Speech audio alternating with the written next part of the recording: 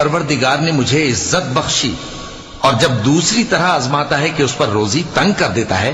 تو کہتا ہے کہ میرے پروردگار نے مجھے ذلیل کیا۔ یوں نہیں،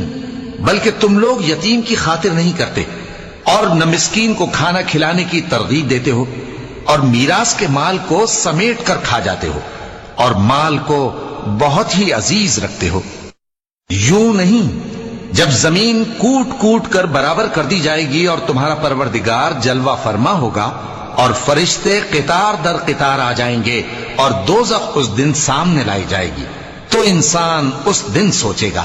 مگر اب سوچنے سے اسے فائدہ کہاں مل سکے گا؟ کہے گا کاش میں نے اپنی اس زندگی کے لیے کچھ آگے بھیجا ہوتا،